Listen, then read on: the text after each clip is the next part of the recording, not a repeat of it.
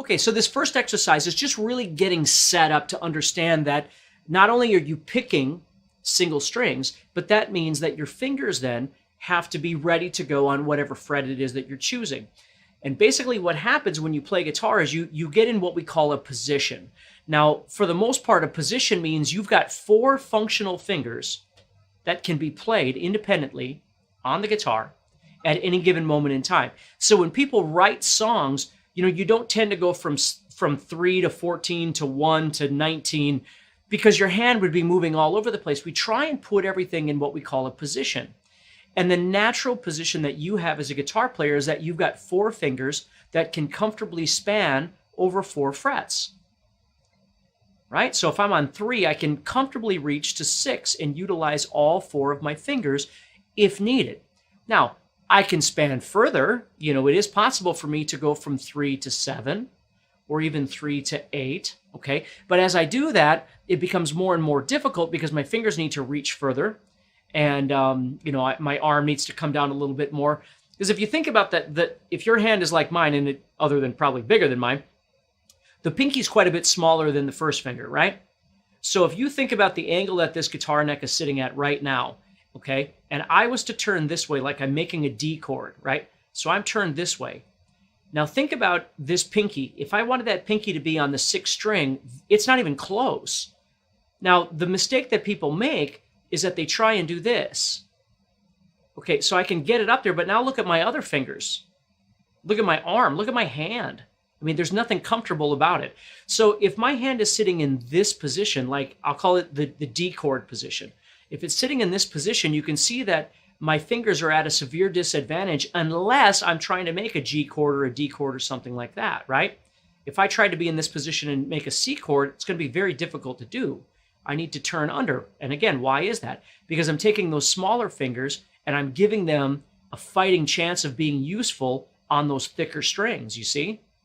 And that happens by simply turning. I'm just turning my arm, right? Turning my wrist inward, which is now giving that pinky a fair chance. So if I wanted to place all 4 fingers on this 6th string, doing it this way isn't going to benefit me at all. What I need to learn to do is turn under, and now that pinky can comfortably reach. Now you'll notice that my first finger is sitting at an angle. Well, that's okay. I'm not playing a bar chord. I don't need the bottom half of this finger. All I need is the tip of the finger. And this is a proper guitar playing position for my hand. Now, putting my hand on the 1st fret, for instance, this is as turned as this hand is going to get because it's as far away from me as the fretboard will be, as the neck will be. Notice as I move up this way, it becomes a little more comfortable every time. Okay, first of all, my arm's getting closer to my body, okay? But then, as a result, there's not as much stretch here. So when you're practicing, if you're trying to do this and you're all the way down here on the 1st fret, understand that that's where the most tension or stress is going to come from because you're putting the most stress that you need on your arm to be able to reach this in a comfortable position. If you try and do this, for instance, at the 5th fret or something like that, it gives you a little bit more relief in your muscles and your tendons to be able to practice this.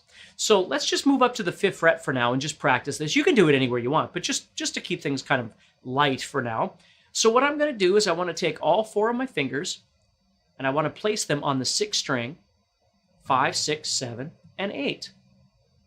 And again, the big trick is right here. It's just turning in.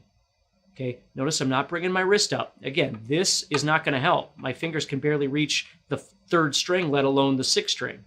Okay, if I lower my wrist down and turn in a little bit, that's where that's going to happen. And if you always think of it, I always think heavy metal, right? I always think this. I got to place this one and this one, and then the other 2 will fall into position. I got to get the 1st string and the 1st finger and 4th finger in the proper position, and then the other 2 will fall into place. That's what I need to do. So as a nice entry into flat picking, what you want to learn to do is play the 5th fret, 1st finger, then put the middle finger down, then put the 3rd finger down, and then the pinky down. And our fingers are literally labeled 1, 2, 3, and 4, just like when we were playing chords. Now understand that as I put my fingers down, what you're going to notice is I don't need to take the prior finger off right away. I could do this little exercise and leave all the fingers there, because the only one you're going to hear at the end of this sequence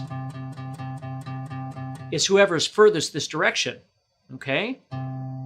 So I'm going first fingers, 1 finger, 2 finger, 3 finger, and 4 finger. Then I'm going to go backwards. I'm going to play 4th finger, get it out of the way, 3rd finger, get it out of the way, and the next finger, get it out of the way.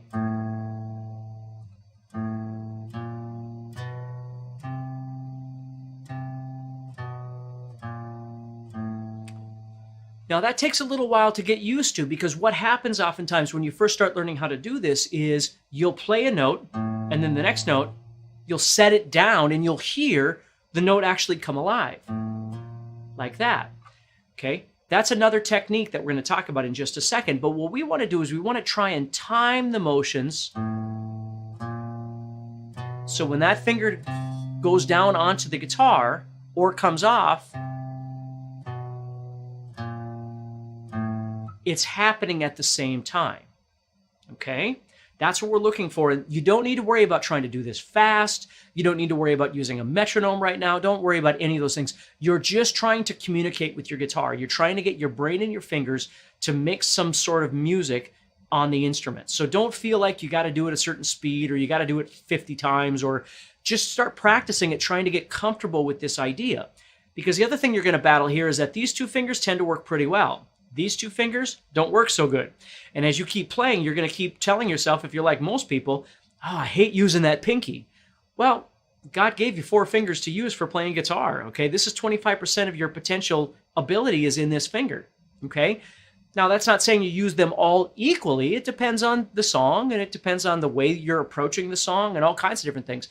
But if you're learning how to play and you're learning how to do this sort of thing, I would strongly recommend you get used to using all 4 of your fingers. Try and develop all 4 of them. And if you can make that happen, that's wonderful, okay? So we're going forward, no particular speed. We're just working on timing.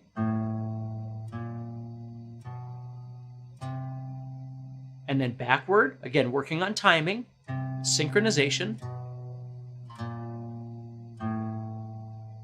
Okay, you can also work on dynamics. Play really soft, or really hard. Okay? Because sometimes when our brain starts thinking about synchronization and all this, we forget about dynamics or tempo or timing or all these other things that could be happening at the same time. So we're just getting used to moving forward, and we're getting used to going backward. Now, as you get comfortable with this, what I would recommend is you make a small little exercise out of this by simply connecting to the next string. So you're going to play 1, 2, 3, 4, and then the next string you're going to go 1, 2, 3, 4, and the next string.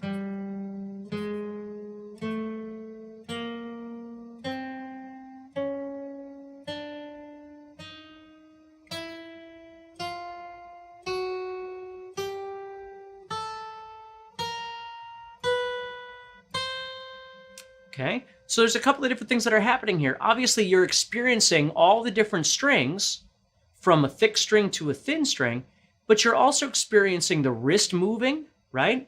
Either you're moving down this way, which I don't really do. I kind of turn my wrist in as I move. I kind of turn this direction, okay? So again, you got to kind of figure it out for yourself. But as I'm moving, I don't, my thumb doesn't wind up down here. I just kind of keep turning a little bit. And then when I get to the top, my wrist is a little bit more in this position, okay? And you also have to remember, as you're working on this, your wrist is moving down, right, toward the floor. So as you're playing, if you're using this guide, you're trying to kind of get used to where those fingers are going to go as they glide across the guitar here as you play. So these are all things you want to become comfortable with. So it's not just, again, it's not just can I do it or do I understand it, right? It's learning how to do it. It's learning how to feel it. It's learning how to connect to these things, because this is the other part of guitar playing. You're not always strumming. Sometimes you're picking, which is what we're doing right now. Okay, so kind of become aware of that as you go. All right, so we're going to work on going from 5, 6, 7, 8 all the way toward the floor. Just picking them down like that and just kind of becoming aware of that. So practice